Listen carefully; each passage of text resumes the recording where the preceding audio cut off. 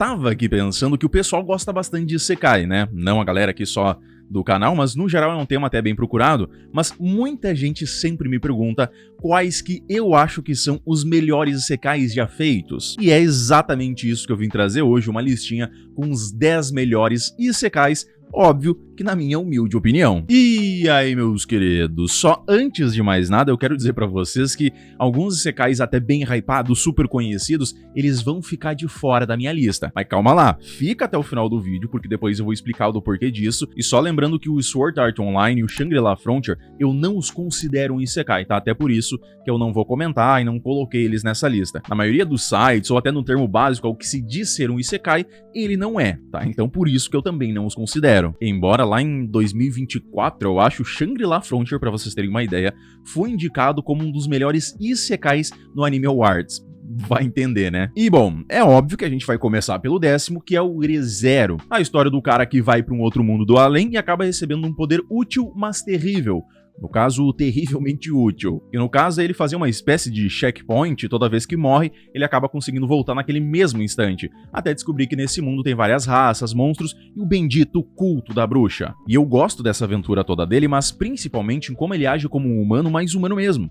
Porque ele não é aquele clichêzão overpower desde o primeiro episódio, ele vai fazer besteira, toma atitude errada, demonstra que tem medo e não vai crescer do além porque o roteiro precisa que ele faça isso pra história continuar. Só que isso tudo aí acaba vindo com um grande problema, porque a evolução dele obviamente que vai ser um pouco mais lenta, já que ele age mais como um humano de verdade, mas acaba no decorrer ali ficando extremamente lenta e mais do mesmo. É como se em partes eles até soubessem dar o peso da realidade no anime, o que de início é muito bom, só que aí depois precisa da progressão, de novidades, de mais evolução, mas que demora tanto pra chegar que acabou amornando demais pra mim. Depois vem o Konosuba, que esse eu acho que é um pouquinho mais óbvio, né? Não precisa lá de tanta explicação, que o que mais me agrada aqui é essa comédia muito boa. E anime de comédia realmente é muito raro um que eu consiga gostar e achar graça nele. Lógico que vai ter um momento aqui, outro ali, na maioria dos animes que vai ser engraçado, vai ser legal, mas aqueles animes que geralmente vão ser mais voltados pra comédia, olha, é raro encontrar algum que literalmente eu ache muito engraçado. Só que aqui, desde o início, com essa morte patética do Kazuma, aí depois ele acaba escolhendo a Aqua, né, pra levar junto, mas acaba vendo que ela é uma inútil e toda a sequência dos outros personagens que vão adentrando no meio das aventuras caóticas e viajadas dele, a grande maioria delas me fez rir de verdade. Fora que a grande maioria das piadas e até o que acontece ao redor, principalmente da Darkness e do Kazuma, vai ter aquele teor sexual a mais, mas que não é gratuito. Ele faz um sentido tremendo ali no meio. Tipo quando o Kazuma acha que tirou a sorte grande, mas na real ele estava sendo encoxado violentamente. E até daria pra dizer que a maior parte desse peso aí, principalmente pra mim, pode ter vindo da dublagem em português BR, porque o que eles fizeram aqui, eles deram a vida. Eles transformaram essa comédia em algo muito mais elevado. Talvez até por conta disso que tenha feito tanto sentido pra mim, eu acabei conseguindo tirar uma baita de uma comédia dele. Em oitavo, na minha lista, é o Kumo desu ga Nanika, que foi um anime que até recebeu um certo hype lá quando lançou, mas não é algo tão grande, conhecido assim. Eu sei que até pode ser estranho, né, ficar na frente do Konosuba e do Re:Zero, mas, de novo, a comédia desse anime aqui funcionou demais pra mim, e essa evolução que literalmente me pegou de verdade. A garota que vai para um outro mundo de fantasia junto com a turma dela, enquanto praticamente todos viraram humanos e seres importantes de tudo que é raça, ela acabou virando um monstro do tipo aranha. E fora que ainda tem toda uma trama ali por trás, onde tem alguém ali no meio dessa turma que tá escondendo algo, que eu também não vou ficar dando spoiler gratuitamente aqui, né? Mas essa evolução dela, mesmo que seja um pouquinho rápida, até que foi bem construída. Mesmo que cada episódio é quase como se ela fosse uma forma diferente, quase todas tiveram um certo tempinho de tela, um micro desenvolvimento e ainda tem uma certa explicação para cada uma. E a gente sabe que, geralmente nos isekais, principalmente os mais clichês, eles passam por cima com uma patrola de tudo isso daqui. Mas aqui tem um certo cuidado a mais ali que fez com que eu ficasse esperando cada vez mais o novo episódio e agora a próxima temporada. Na sétima posição é o Youjo Senki. Pessoal que acompanha um pouquinho mais o canal aqui sabe que eu gosto de histórias mais darks e esses mundos mais estilo Dark Fantasies, aqueles que vão ser mais brutais, com personagens mais adultos, que falam o que precisam falar, né? Não tem medo de demonstrar algo mais forte. E isso existe parcialmente aqui, tanto no mundo quanto na ou no protagonista, né? Dependendo de quando a gente tá falando sobre ele ou ela, porque no início é só um cara que não tá nem aí pra ninguém, mas ele é um cara ruim. E isso até é um tanto questionável, porque o pessoal geralmente fala, né? Nossa, mas ele só tava acatando ordens e acabou demitindo alguém. Mas quando a gente vai ver de novo, é como se ele tivesse um certo prazer em fazer isso,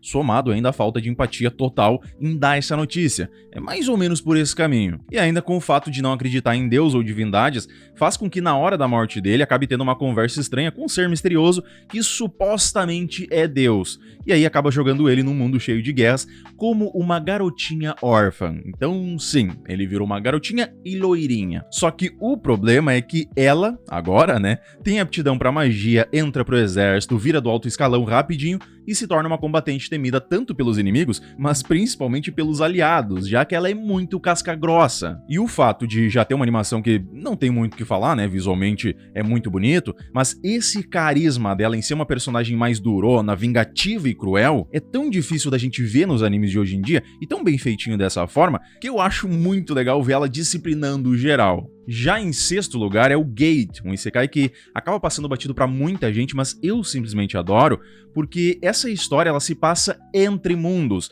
Não é simplesmente um cara que vai pra um outro mundo, mas sim de um cara do exército, que no off ele é um otaku maníaco igual a grande maioria da gente aqui, que acaba recebendo a tarefa de ir pro outro lado desse portão que apareceu no meio do país e fazer uma missão tipo de servir como apaziguador, de levar a cultura pro outro lado e tentar mediar negociações entre as nações. Isso tudo numa fantasia medieval e ainda com ele continuando sendo um humano simples, um tiozão, né, que não recebeu poderes ou algo do tipo. E uma parte que eu acho simplesmente maravilhosa é ver os seres desse isekai, desse outro mundo, utilizando as coisas aqui do nosso mundo, como por exemplo uma banheira improvisada, andando num caminhão pela primeira vez e ficando assustado sem entender nada do que tá acontecendo. E a gente acaba por não sentir falta também da magia, ou habilidades, outras coisas mais fantasiosas, porque isso acaba ficando mais na mão delas, que praticamente todas as outras personagens mais principais ali elas são garotas, né, e que gamam no tiozão. Na metadinha da lista, em quinto lugar, é o Kage no Jitsuryu-kusha. Cara, como eu adoro esse lance de personagem bobão,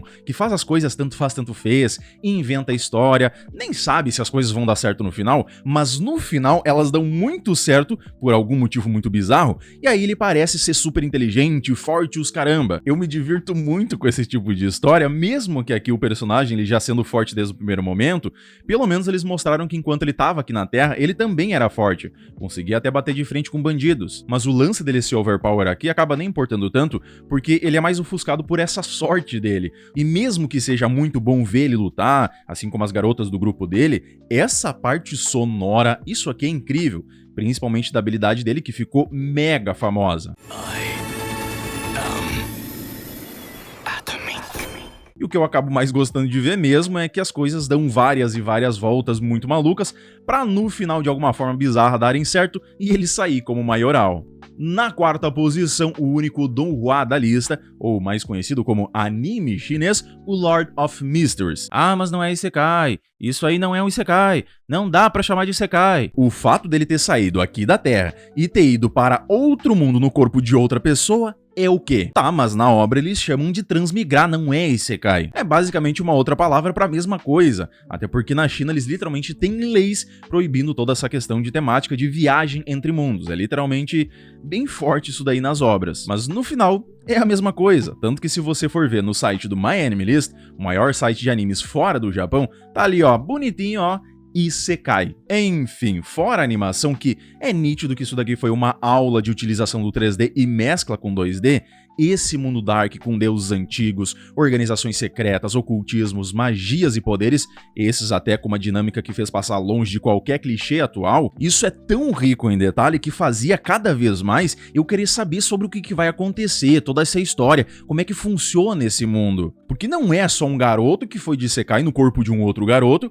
esse que estava envolvido num crime, e agora para descobrir os segredos envolto desse novo ele acaba entrando por uma organização. Ainda tem muito mais do que só isso. isso. O caminho que ele escolheu, que seria o mesmo que magia que ele acabou escolhendo pra aprender, a trama por baixo dos panos e até um possível ser que tá controlando tudo o que tá acontecendo e ninguém fazia ideia. E isso tudo é muito detalhado. E olha que na Light Novel é umas 1000 vezes mais. Tanto que no anime teve algumas cenas que foram cortadas ou deixadas de lado, que acabou deixando um pouco confuso ou estranhas coisas, mas quanto mais a gente vai vendo, mais claro vai ficando esse mundo e todas as suas intenções. E eu confesso que se tivesse umas 10 temporadas só do pessoal se reunindo e conversando ali no clube de tarô, tranquilamente eu ia assistir umas 10 vezes cada um, porque isso daqui é muito bom. Mas agora sim, chegando então no nosso pódio, em terceiro lugar, só antes eu vou pedir pra você deixar aí nos comentários quais que são, na sua opinião, pelo menos um top 3 melhores isekais já feitos, fechou? Então, em terceiro lugar, o esqueleto esqueleticamente esquelético, Overlord. Eu não sei se vai dar pra ver no vídeo aí, né, porque tem um microfone tampando aqui, mas eu tô a caráter, ó, camisa aqui do Ainz, né? E de novo, é quase tudo que eu já citei nos outros animes citados, só que com uma maestria a mais, talvez até pelo fato dele já ter um tempo a mais de vida. Tem um personagem que é mais casca grossa, sem piedade boba de protagonista bundão, em meio a uma história mais dark, mais pesada. Fora que todo esse sistema de RPG que eles mostraram aqui foi um dos melhores que conseguiu entregar isso, com os buffs, os itens, cada um com uma história, a guilda, os NPCs e tudo em torno tem uma base minimamente sólida. A única questãozinha que talvez faça ele não subir mais na minha lista é que a história parece ter se perdido em certo ponto, porque o que antes ele só queria entender por que ficou preso nesse mundo do jogo e proteger a reputação da guilda, agora na sequência não parece ter um plano tão claro a seguir. Mas o legal é que a gente sabe que ele é um personagem todo poderoso e super forte, mas ainda assim a história consegue fazer a gente temer de certa forma ali que pode estar chegando alguém mais forte ainda. Só que no final todos os planos dele acabam dando certo, ou sem querer, ou por pura inteligência, ou ele acaba mostrando que ainda tem habilidades superiores a que a gente já tinha visto e achava que era o limite. E aí acaba tornando qualquer luta e batalha em algo muito épico, digno de um rei todo-poderoso. Já em segundo lugar, com a medalha de prata, é o Tensei Star Slime da Taken, com o nosso queridíssimo Rimuru, o cara que faleceu protegendo o amigo / colega de trabalho e foi como um slime pro outro mundo. Óbvio que ele não foi o primeiro, mas talvez seja um dos, ou até o que mais popularizou, essa ideia de protagonista indo para um outro mundo como um monstro. E teve uma construção interessante porque, mesmo ele já sendo forte para um slime no início da história, ele não é um ser supremo. Na realidade, até agora onde tá o anime, ele ainda não é o mais forte de todos. E isso acaba dando para ele uma evolução de poder muito mais legal e apreciativa, porque em vez de ser algo que acontece do nada, é mais gradativo, ele consegue um poderzinho aqui, outro ali, alguns aliados, do nada a história vira um Sin City, e aí com o passar do tempo, entre as 3 boas temporadas, ele vai melhorando um pouquinho de cada uma dessas coisas, pra no fim ser visto como um rei de uma grande cidade com poder militar imenso. E aí tudo isso acaba fazendo essa aventura dele parecer ser maior, e eu acabo também conseguindo curtir muito mais cada passo dele. Tanto que se botar ele andando na cidade, dando oi pras pessoas, ou sei lá, construindo alguma coisa, lendo um livro, tanto faz, eu vou ver tranquilamente. Tanto que até aqueles meio fillers lá do diário dele, eu curti pra caramba. E ainda no fim sempre tem alguém que pode vir e vai ser mais forte que ele, dando aquele desafio a mais. E agora sim, em primeiríssimo lugar, não é o Mushoku Tensei, é o Grimgar, e eu vou te explicar o porquê. Já deu pra perceber que eu gosto de mundos mais darks, com histórias mais gradativas, aquele personagem que parece ser mais humano, é um pouco mais palpável, mais realista na medida do possível, até porque a gente tá falando de um anime, né, que vão fazer coisas mais realistas, ou melhor, ter atitudes padrões de um ser humano, que ele não sabe que é o protagonista super overpower de um anime isekai, entende? E o Grimgar, ele acaba fugindo um pouco disso, ainda somado a um mundo mais difícil, não bem dark, mas mais difícil mesmo, que não mostra piedade, que foge dessa mania que todo isekai tem de transformar tudo em facilidade. Hoje parece que tudo na vida, em qualquer lugar, tem que ser extremamente fácil. Eles não querem que você saiba, mas você pode ganhar 5.000 reais todos os dias, dando 2 cliques no seu celular. Tigrinho. Curso que ensina qualquer coisa aleatória que você só gastou o teu dinheiro porque você não vai utilizar pra nada,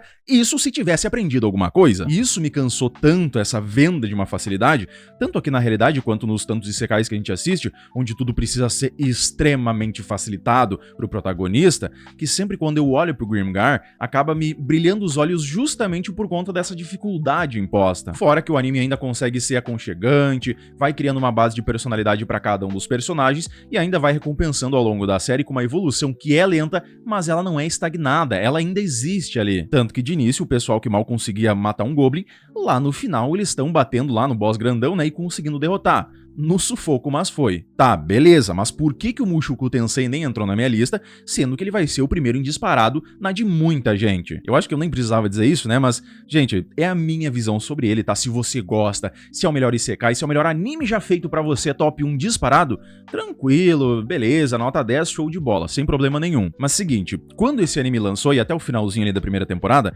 vocês não têm ideia do quanto eu amei esse anime. Fazia tempo que eu não tava hypando tanto algo. Uma história mais lenta, o personagem é forte, mas também não quebra nenhuma regra daquele mundo, tem uma trama boa por trás, com esse deus humano e tantos outros seres em que ele vai se envolvendo, fora que ainda tinha uma história de superação a seguir. Um cara largado na vida, recluso em casa, tarado e tudo mais, que vai ganhar uma segunda chance. Então vai ser como alguém que começa mais imaturo, problemático, e aí depois vai ter toda a evolução e desenvolvimento dele. Ótimo! Só que não, porque essa evolução em premissa aí, ela nunca vem, e na realidade nunca existiu, porque ele continua com um pensamento deturpado até mesmo com menores de idade, se mostrando ser alguém que não quis a redenção, ele só abraçou quem ele já era lá na vida passada, e agora só caiu no mundo que não discrimina o que ele já foi aqui. Fora que depois da primeira temporada, quando vem toda aquela parte escolar, pra mim isso daqui foi completamente arrastado e sem um grande propósito definido, porque ele ficava travando numas bobagens banais, como não fazer uma simples pergunta pra Elfinha se ela era Sylph ou não. Eu até entendi que era pra dar um tom de